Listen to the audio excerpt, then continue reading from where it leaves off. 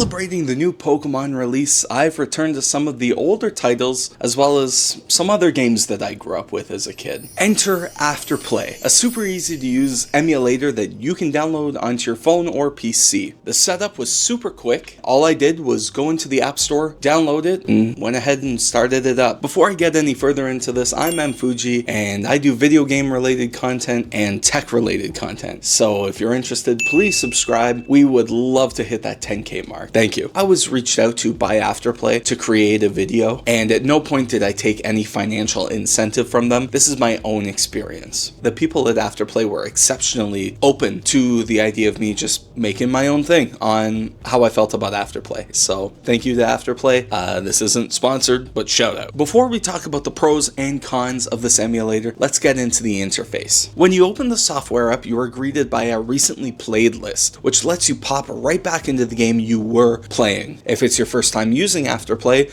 you will need to press the plus button and add a game. There's a sign up page, and I suggest that you do it if you move from console to console. For example, sometimes I might be streaming from the PC and then I want to play the rest of it on my phone. However, you don't have to sign up because Afterplay has the decency of letting you continue without an account. I find the services that they offer pretty good.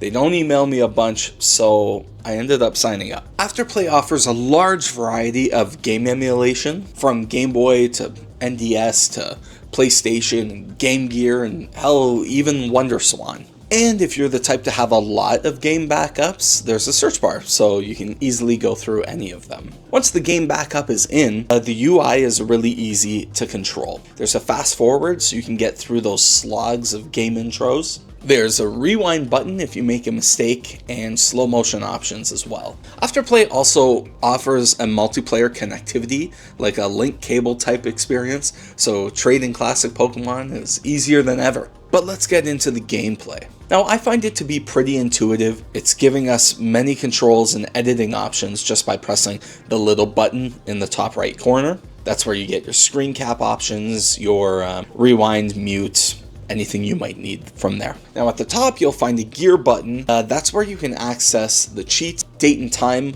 which means you can play Pokemon Crystal or Animal Crossing on here because it's got real-time clock. There's some system controls, core changes, audio, video features, CRT filters, more configuration options. I don't really do that kind of stuff. I like playing it just out of the gate, and this offers that to you. There are a few cons that I have to deal with though. The first thing is the D-pad or joystick. This isn't a huge issue from a software point of view. It's just a skill issue for me. I prefer a more physical type input. So when you click the A and B button, you get a nice vibration, but you don't really feel it if you click the D-pad or not. So having something that's more tactile for the input would be really nice. Emulating on a computer does fix this issue. The second con is that I am having some difficulties playing DS games on a phone or tablet. Using this on the computer is no problem, but my iPhone 16 Pro doesn't work, which is kind of a bummer. And the third con is that there's a subscription model, but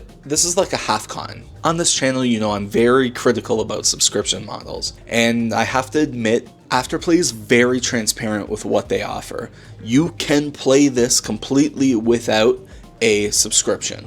The casual gamer will get all the access they need. They'll have cloud save, file syncing, unlimited game saves, 4 save states per game, fast forward by 2 times speed at the incredible price of, that can't be right, $0. Now, if you do sign up for premium, that's for more of the elite gamer. That's unlimited manual save states, auto saves, 8 times speed, time travel options, rewind, slow motion, all these things that I mentioned before.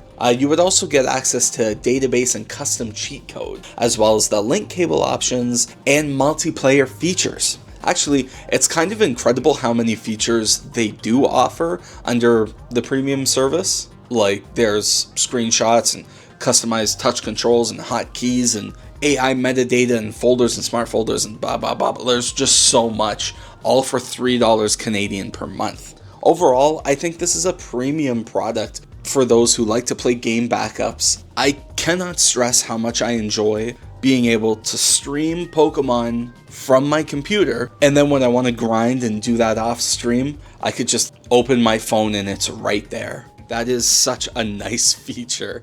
Afterpay did offer an option where I would advertise the software and get a sponsorship link, but for the sake of transparency, I don't need the link. I genuinely like this software. In fact, I'm probably going to be using it to stream on my channel the next time I play Pokemon Gen 2. But as always, I'm MFuji. I hope you enjoyed this video. Stay tuned, stay subscribed, and I'll see you next week. Bye. Hey, subscribe. You know, subscribe. Please.